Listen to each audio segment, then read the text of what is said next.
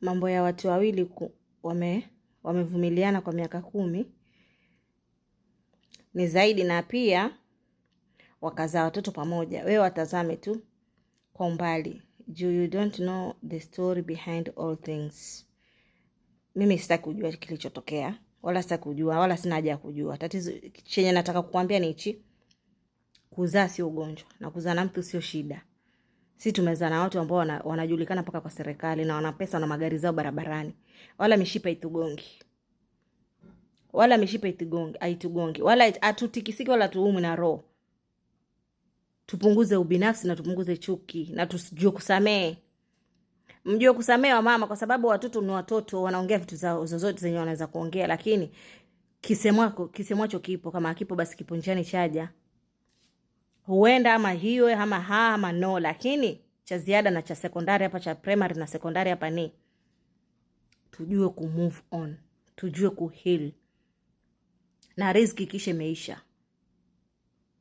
Na nataka niwaambie kabisa, ukiona mali kama kwa mahusiano au kwa mapenzi, kwa kazi, mahali popote unafanya biashara, unafanya kazi, uko kwenye mahusiano na uko na mtu ambaye unaona mmeishi zaidi ya miaka 10, miaka 3, mwaka mmoja, hata baada ya miezi 6.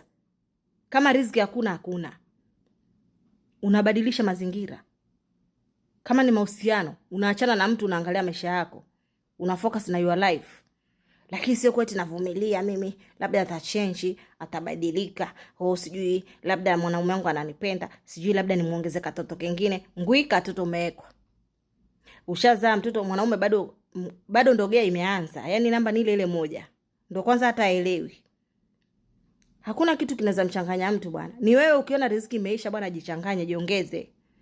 Kama unaona Kenya hakukuwezi, nenda zako Amerika, huko US, London, UK, ama uje Saudi Arabia, tushevyo sote kwa pamoja. Tupata hela zetu wenyewe kidogo kidogo, lakini tutashukuru Mungu. Si haba. Na mapenzi, ukiona na mpenzi na muelewani, mmeishi zaidi ya mwaka, miaka 6, miaka 5, miaka 10, wewe ondoka bana.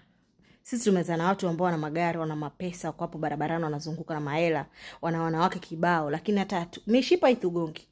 Atuende tukawatafuta kusema eti wewe nilizaa na wewe sijui kotini, sijui kwa Jumbiri. No.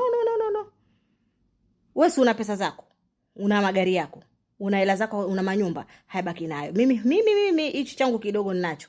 Ninashukuru Mungu nacho. Nitapambana nacho hivyo mpaka mpate zaidi na zaidi na zaidi. Na chenye nitakuwa ninapata ni riziki yangu, Mwenyezi Mungu atakuwa ameniandikia. So mama, mjifunze ku move on na muhil. Wanaume wanarogwa kwa mambo. Si eti wanarogwa kwa midawa ama uchawi ama nini, no. Hapa tu.